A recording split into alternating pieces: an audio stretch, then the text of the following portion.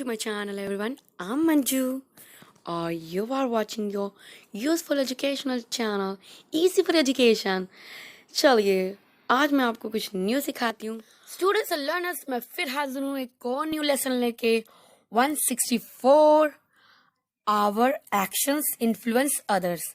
Okay, so इसकी meaning क्या है मैं आपके साथ आगे शेयर करूंगी. और मैं शॉर्टली पहले बता भी दूं, इन्फ्लुएंस मीन हमारे एक्शन के थ्रू किसी अदर पर्सन पे कोई इफेक्ट पड़ रहा है, कुछ उसके साथ प्रॉब्लम हो रही है, उससे रिलेटेड उस पे क्या अदर्स पे क्या इफेक्ट पड़ रहे हैं, उससे रिलेटेड आज का टॉपिक है. सो प्लीज लास्ट तक बनी रहिएगा और वीडियो को स्किप मत कीजिए, क्योंकि इसी के थ्रू मैं आपको पूरी इन्फॉर्मेशन प्रोवाइड करूंगी.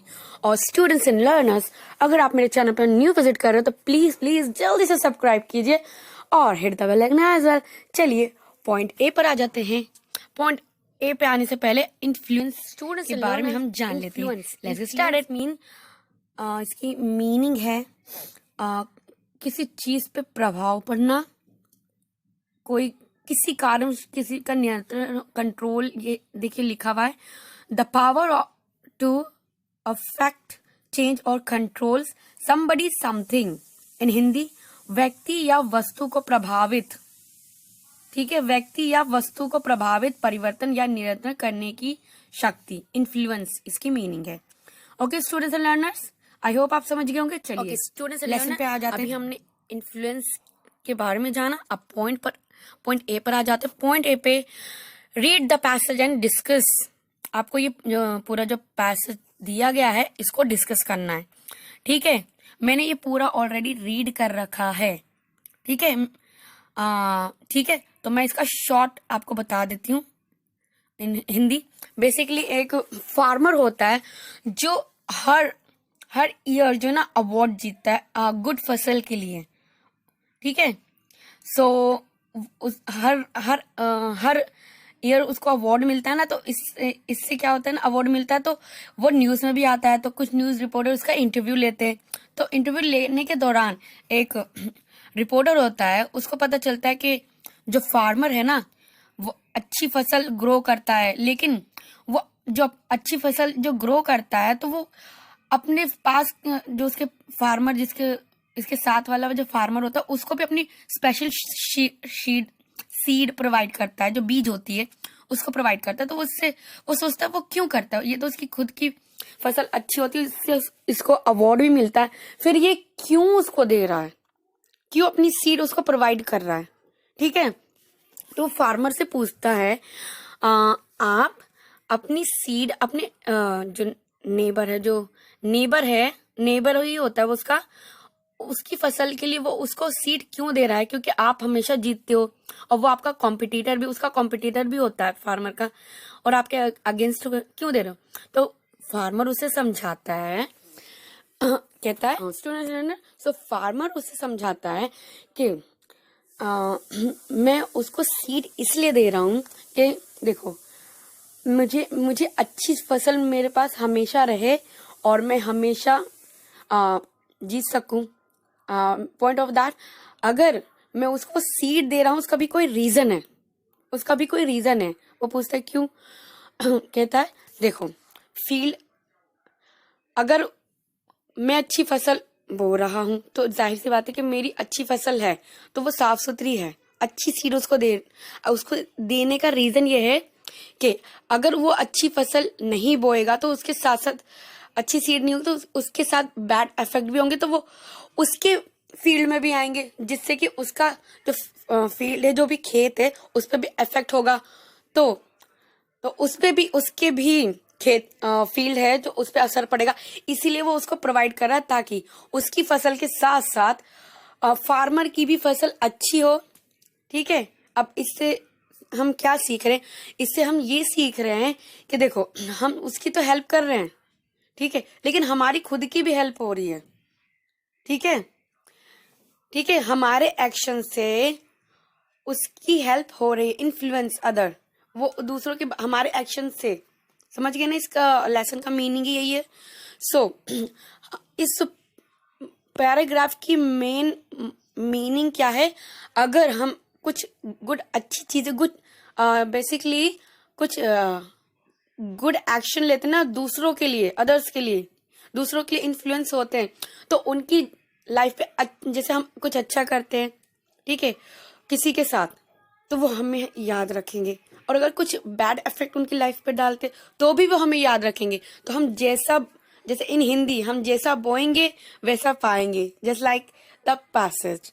ठीक है, सो आपको हमेशा कोशिश करनी है, जितना आप लोगों के साथ अच्छा करोगे घूम फिर के ही आप तक ही आएगा। और ये ट्रू है, ये मेरे साथ बहुत हमेशा हुआ है। तो हमेशा कोशिश कीजिए आपके एक्शन इन्फ्लुएंस गुड वे में दूसरों के साथ होने चाहिए। इस लेसन की मीनिंग ही यही है। Okay students and learners, I hope इस पैसेज की मीनिंग आप समझ गए होगे। मैंने तो आपको अपने वे में बताया इन हिंदी, आप इसको पूरा रीड करके अपने अकॉर्डिंगली डिस्कस कीजिएगा क्लास के अंदर।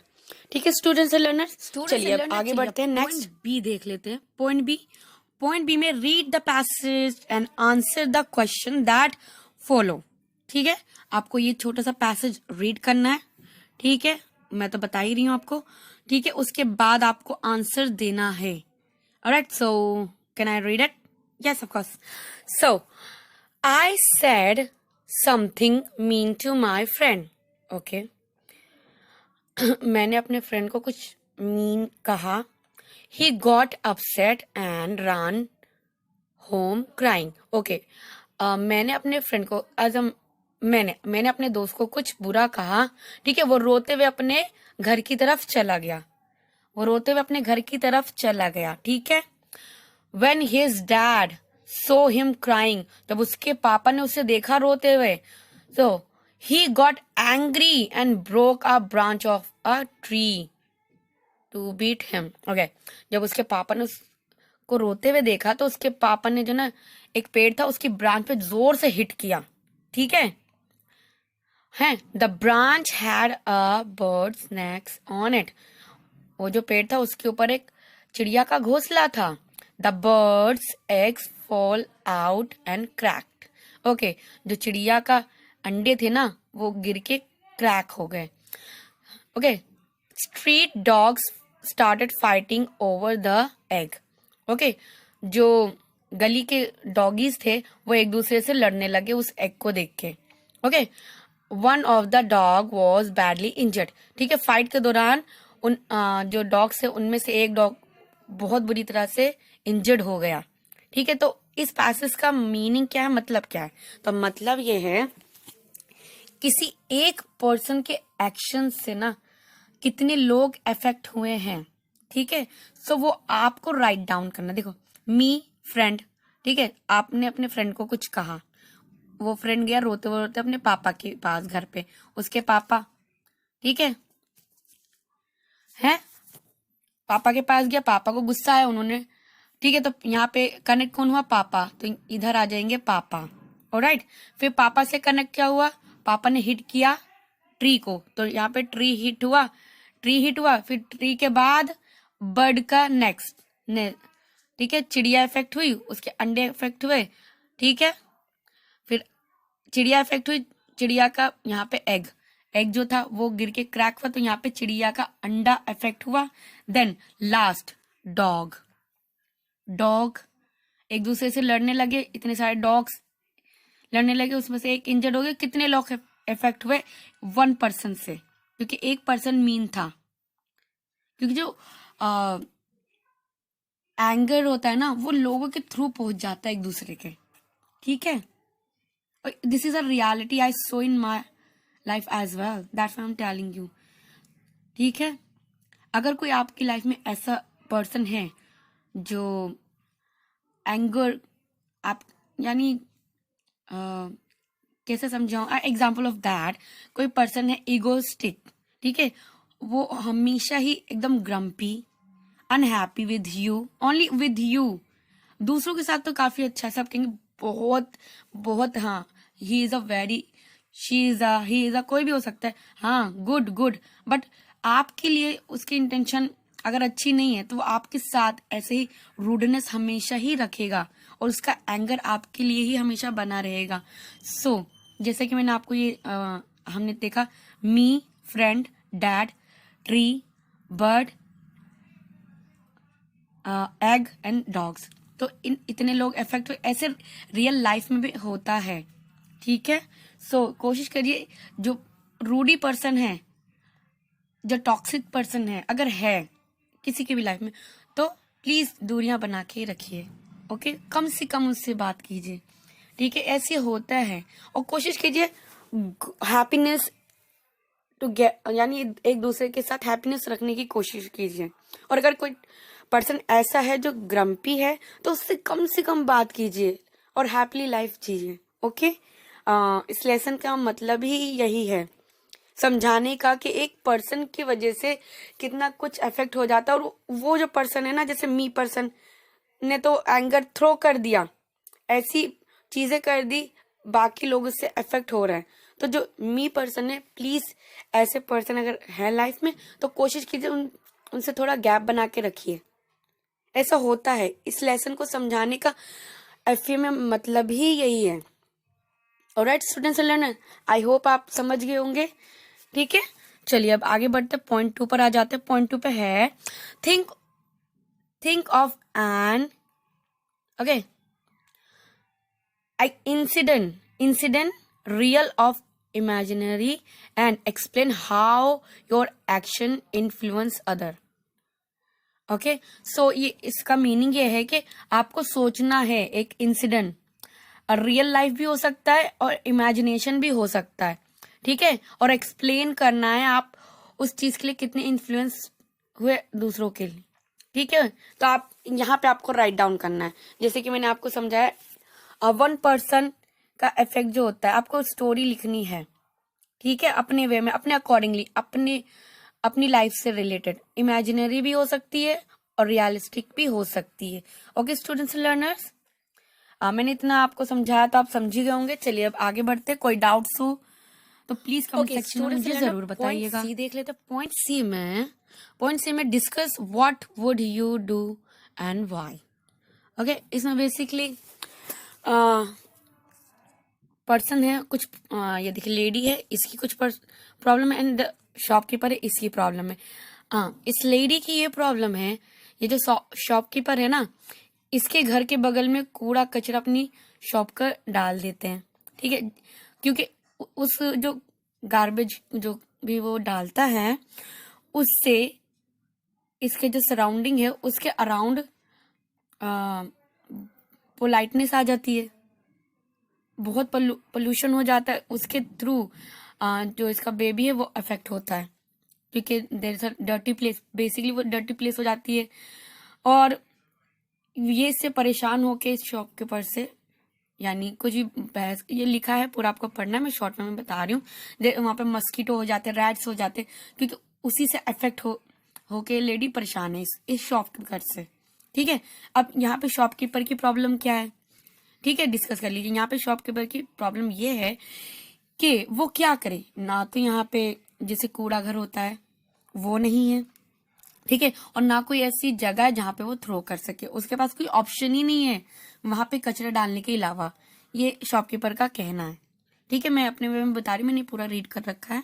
ठीक है, आप अच्छे से रीड कर लीजिएगा और फैसिलिटेटर एंड अपने ग्रुप ऑफ फ्रेंड के साथ अच्छे से डिस्कस कीजिएगा। मैं इन शॉर्ट आपको समझा रही हूँ। सो इनकी प्रॉब्लम क्या, दोनों ही प्रॉब्लम फेस कर रहे हैं। ठीक है, अब ये नहीं चाहते हुए भी वहां पे कूड़ा डाल रहा है, ऐसी प्रॉब्लम होती है स्टूडेंट्स एंड लर्नर, होती है। बट ये लेडी बहुत अफेक्ट हो रही है, भाई क्या करे, ये इतनी रिच तो नहीं है कि अपना घर चेंज कर ले। ठीक है, इसकी भी मजबूरी वहां रहना और इस शॉपकीपर की भी मजबूरी है वहां कूड़ा, क्योंकि कुछ एरियाज हैं जहाँ पे कूड़ा घर नहीं होता है। ये है क्योंकि मैं ऐसी प्लेस पे रहती हूँ, देयर इज अ नो कूड़ा घर हियर, और मैं भी ऐसी प्रॉब्लम को फेस कर रही हूँ। मैंने भी इससे रिलेटेड वीडियो बनाई है। ठीक है, वो वीडियो मैं शेयर करूंगी, मैंने आपको पहले भी बताई है, मेरे चैनल पे भी है, आप चेकआउट कर सकते हो, मैं उसकी लिंक को भी डिस्क्रिप्शन बॉक्स में डाल दूंगी। ठीक है, सो इन दोनों का सलूशन क्या है, ये एक दूसरे से फेस कर रहे हैं, इसका सलूशन क्या है वो आपको डिस्कस करना है।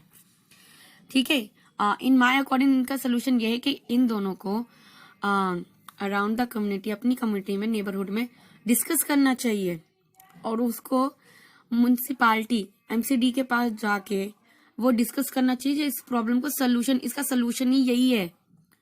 क्योंकि in my neighbourhood as well as face this problem, no one talk, बात सभी करते, एक्शन कोई नहीं लेता, नहीं लेते एक्शन। ठीक है, तो उसका सोल्यूशन यही है कि आपको या तो अपने एमएलए के पास जाना चाहिए, या तो जो एमसीडी है उनके पास जाके डिस्कस करना चाहिए, वही इसका सोल्यूशन निकाल सकते हैं। अगर आप बार बार जाओगे ना, उसका सोल्यूशन निकल ही आता है, ये होता है सोल्यूशन। ठीक है, तो आपको इस तरह से एफए में डिस्कस करना है, इसका सोल्यूशन भी बताना है। ठीक है, और मैंने जो वीडियो बनाई है इसी की तरह से रिलेटेड है, वो भी मैं शेयर करूंगी, तो उसको भी चेकआउट कर लीजिएगा। ठीक है, चलिए अब आगे आ जाते हैं। आगे, are there such problem in your family neighbourhood, जैसे कि मैंने बताया, ये जो एक्सप्लेन कर रहा है, हाँ जी, मेरे नेबरहुड में भी ये प्रॉब्लम है क्या? आपको अपने अकॉर्डिंग करना है, मैं अपने अकॉर्डिंग आपको समझा रही हूँ। ठीक है, मैंने ऐसे ही किया था, ये लेसन मैंने किया था उस समय। ठीक है, सो हाँ, मैंने इसको फेस किया है। देन आपको अपने अकॉर्डिंग करना है, इसके क्वेश्चन के आंसर दें, क्या आपके सराउंड में इस तरह की प्रॉब्लम है, क्या आप फेस कर रहे हो, और उसका सोल्यूशन भी आपको बताना है। ठीक है, what are the different perspectives around it. ठीक है, इसका आंसर देना है। Then how can a such problem be solve without sacrificing neither the individual nor the community. इसका सोल्यूशन ही यही है कि इन दोनों को मिलकर इसका सोल्यूशन निकालना चाहिए। Sorry for that student learner, कोई आ गया था। ओके, सो ये जो थर्ड क्वेश्चन है, इसका सोल्यूशन यही है कि इन दोनों को आपस में मिलके बात करना चाहिए, फाइट नहीं करनी चाहिए, इन दोनों को मिलके आपस में बात करना चाहिए। अपने नेबरहुड, अपनी कम्युनिटी में 10 से 15 लोगों के बीच में बात करनी चाहिए, इससे रिलेटेड है। और अपने एमएलए या एमसीडी के पास जाना चाहिए, जो कि साफ सफाई करते। ये बहुत बड़ा इशू है, इसको सॉल्व करना चाहिए मिलके, और यही एक सोल्यूशन है, वही लोग इसको सॉल्व कर सकते हैं। दिस इज अ सोल्यूशन, क्योंकि ये सोल्यूशन मैंने फेस किया था इन द पास्ट, उसका सोल्यूशन ही यही है। ठीक है, तो इस तरह से आप डिस्कस कर सकते हो in English in your FA. Okay students and learners, so आज जो मैंने लेसन आपको समझाया वो कैसा लगा, यूजफुल लगा? सो प्लीज कमेंट सेक्शन में बताइएगा। ओके, और प्लीज लोगों के साथ शेयर कीजिएगा एंड लाइक। ठीक है, और मैं आपके लिए ऐसी वीडियोस लेके आती रहूंगी, तब तक के लिए टाटा बाय बाय।